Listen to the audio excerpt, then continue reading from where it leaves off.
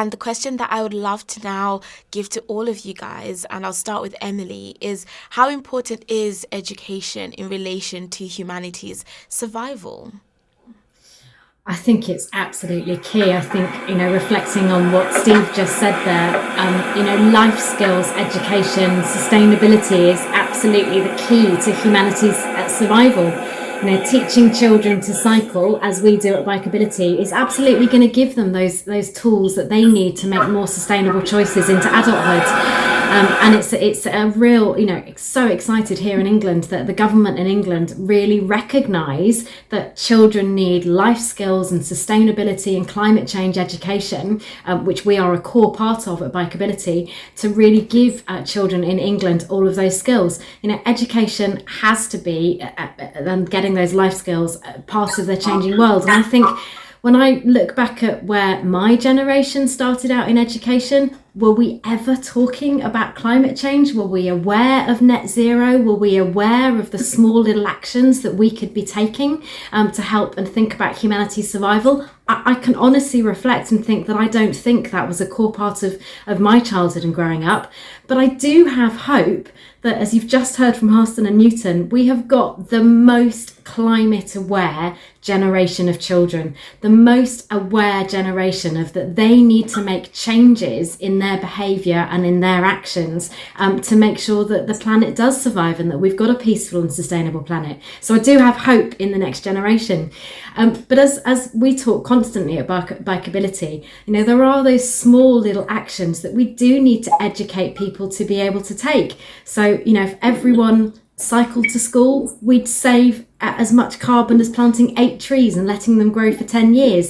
If we made sure that car drivers and cyclists and pedestrians all behaved more peacefully and sustainably towards each other on the roads, it would make a much more lovely place to be able to walk and cycle in and around your lovely community, inside your communities. So there's so much more that we can do to educate, to really make sure that everyone has that opportunity to live a much more sustainable and healthy lifestyle, but also to be able to provide the right environment for our children and our children's children's in the future. So education is absolutely the key. I completely agree with you there, Emily. Education is the key, and I love how you highlight the different ways that people can be using it. And now I'd like to pan over to Ola and ask you, how important is education in relation to humanity's survival, and what your thoughts are on that? I totally agree with Emily. Education is the key for humanity survival. And when we're talking about education, we are not talking just about learning or teaching people how to read or write. Education is more wider than that. When we are talking about education, we are talking about all the principles, we are talking about the morals, the attitudes that we gain from education. It's not just the matter of writing or reading. So I think it is the most important thing for humanity to survive. And if we are going to think about how we are surviving now, how did it started from the beginning? All the things that we are having now that make our life easier started because of education. Without education in the past, we were not be able now to have all these tools to have this meeting online, for example. So all started with education, and also it's going to continue with education. If you can see that in the most educated communities, usually we have less conflicts. Usually we have more conflicts in less educated communities. That also shows that education is helping people to be more peacefully.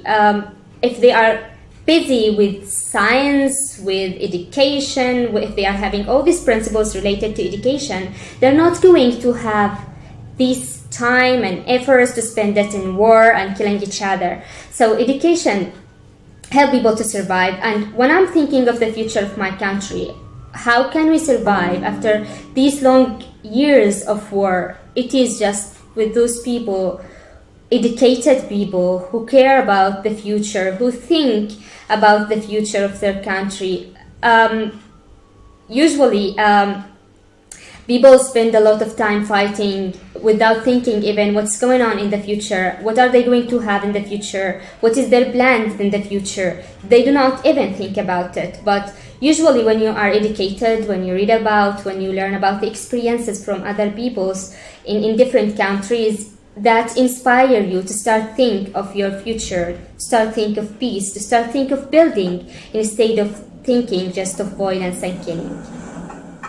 Yeah, I like that. It's all about thinking about your future. It's also about thinking how we can sustain the world that we're living in. And you're right, it just shows how crucial education is in humanity's survival. And I'd love to also ask you the same question, Steve, and hear your take of view on that. Like, how important is education in relation to humanity's survival from your point of view?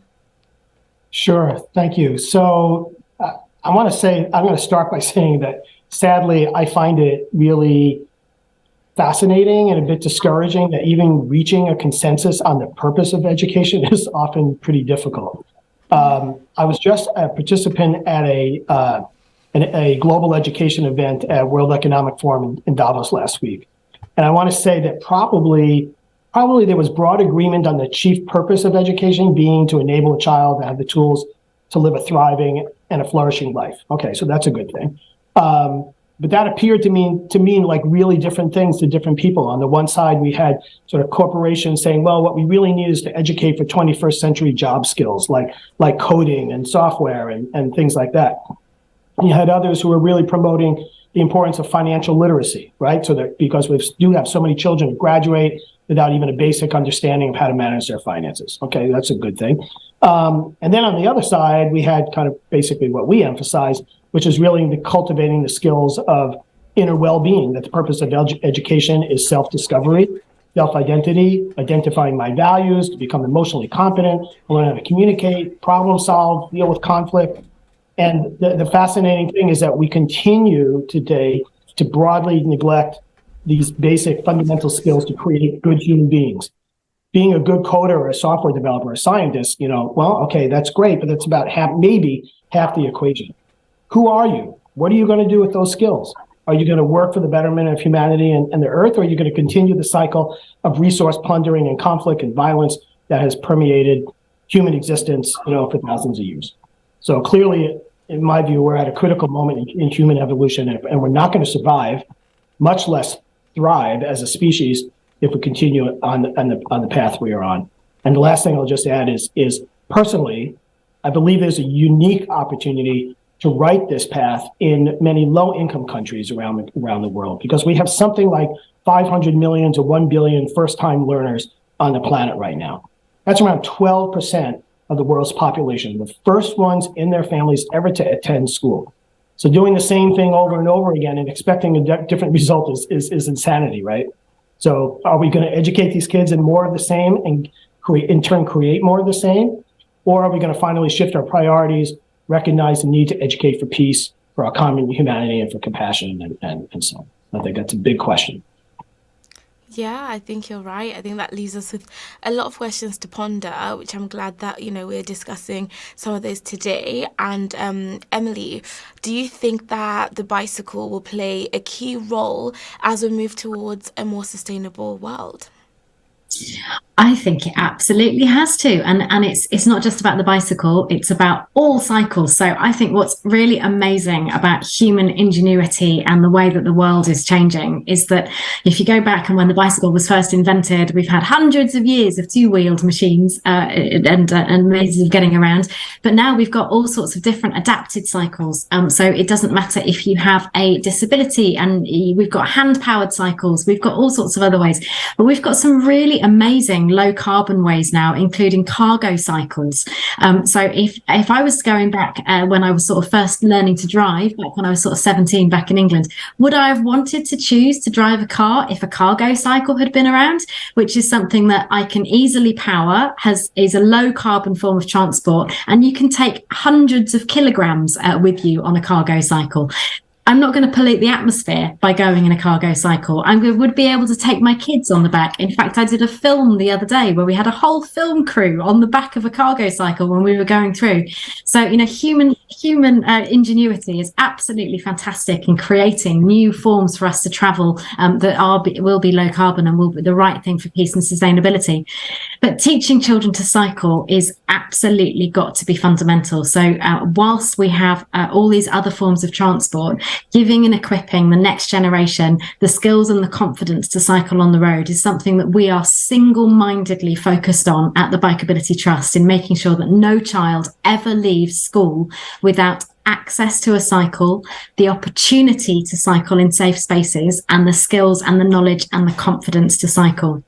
And we know here in England that parents themselves also want that education support. So when we surveyed the public recently, 74% of them told us they wanted professional cycle training for their children. And in fact, only 14% of parents told us they were even confident to teach their child. So we need to get in there to help them and support them. So it is that absolute vital link, all different types of cycles, to be able to support all communities, to get better biodiversity, better air quality, to improve your physical and your mental health. So it's not just saving the planet, it's also about that right life skill, and to support you as well. So there is a huge amount that all types of cycles will be able to do to help us in the future. And I'm just so proud that we are able to equip as many children, adults and families with the opportunity, the access and those skills and experience to be able to cycle. And I think Steve is absolutely right when he was saying earlier that we've got to start changing the way that we talk about education and the purpose of education. You know, outside of my role as Bikeability and cycle training and education for children, I'm a mum and I'm married to a teacher as well. My two children are at secondary school here in England, and the focus on academic skills and pushing children for academic skills isn't going to equip them with the right education to be that good, responsible, respectful, amazing citizen within their community. It's not necessarily going to give them all the right skills for the jobs that we don't even know yet have been created. And what we do as parents, and what education needs to do much more of, is give children that opportunity to explore identity, to explore their sense of what they want to leave behind for the planet, for a sustainable future, and to really focus on not just academic education, but their own mental health education, their own sense of how they can contribute to a community. And I hope that we will start to change the dial on that for education in the future. But I do have hope in this next generation that they will definitely be pushing that much more than we necessarily did. Yes, and that is what we all need right now, is hope. And I think you're completely correct about those different forms of education and, meeting young people where they are. And young people do want to create a sustainable world for themselves to live in the future. And Ola, I guess that leads me nicely on to asking, given that you're living in a conflict situation every day, what gives you the hope to carry on? I think that people who are living within the conflict are the most aware of peace. If you're living in a stable country, actually you don't know what does it mean to go out from your house and you are not sure if you are going to return back or not. You don't know how hard it is to find all the schools around you destroyed and you cannot find a school for your children. You don't know how hard it is to not find even a hospital to go to when you are sick, or a good doctor at least. So when I travel usually abroad and see the normal life of people and how people are living, like I feel, why don't we have this thing? Why cannot we have the same life? Why I go out and see people scared, people just thinking of how they can provide their families with their essential needs to continue their day. They don't even think of the future. So this thing always give me hope to continue. I want to have a better future for my country. I think it is the only choice to continue, to carry on working on peace and education, because we don't have another choice. What is the other choice? Just to leave the country and be immigrant in another country? It is not the choice. People are not going always to treat you well when you are there. You must just die in your trip to go to other country. So you don't have a choice just to build your country and have peace where you live. So this is what is pushing me to carry on and continue. I decided not to leave the country, although I have more than one opportunity before, because I think if everyone who's able to leave just left, who's going to be here for the others to help them to survive. A lot of children, in Yemen, 2/3 of the population are young people. So all of these people need someone here to be like, I don't know, it's like a kind of hero, someone who works for them, someone who tries to help them. A lot of young people and a lot of children just need the kind of guidance. You don't have to do a lot, just to be with them, to share what you have with them. So the reality I'm living in, the conflict which I'm living through is what is, help me to continue. It is the thing that is pushing me every day in the morning. When I hear the sound of children every morning when I wake up, I hear their voices in the streets. So this is something help me to carry on and wake up and go to find them solutions to help them to go to schools instead of playing in the streets. When I see my parents at home every day and I see how worried they are about me and my siblings, it is also something that is pushing me to go and work to create kind of a change to make their life easier and mine. Wow, that is inspiring to hear, because it is not an easy thing what you're doing living in the conflict situation, but I like your approach and I like how you are encouraging people every day just by being you and showing up. So thank you for that. And Steve, do you think that education is doing enough in relation to mental well-being? Well, first, let me just say, I'm blown away by the work of both Ola and Emily. Thank you for the impact that both of you are having. In answer to your question, I would say, I think the answer is clearly not. Inner well-being is foundational to global well-being. And I think many people are beginning to finally recognize this now. COVID, climate change, eco-anxiety, which is a term that nobody even knew that term, a few years ago. Rising social inequities, financial inequities, horrific pressures of social media, which are all manifesting in rates of rising substance abuse, suicide, social isolation amongst youth, so on. But there's less consensus on what to do about it. The field of mental health tends to gravitate to, let's do more diagnosis. Let's do earlier diagnosis. Let's go to treatment, counseling, medication.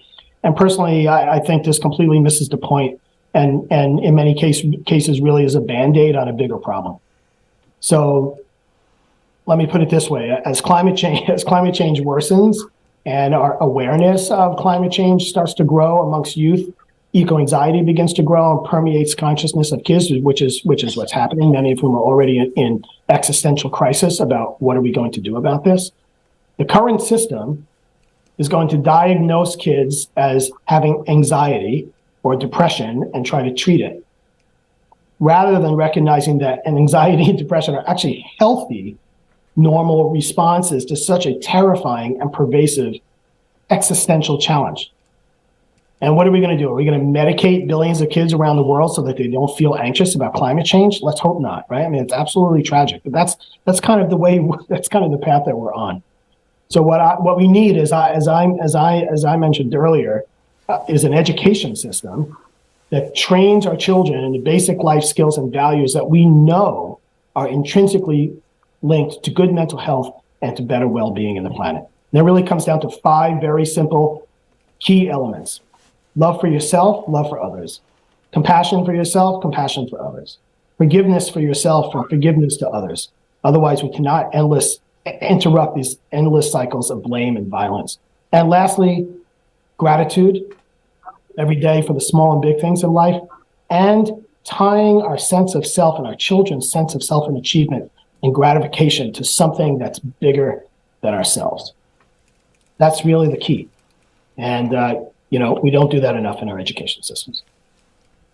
Wow. That was really, really interesting to hear, especially when you said it's bigger than ourselves and we need to do more, because mental well-being is important. You can't give to others or pour into people if you're running on empty. So I really resonate with that.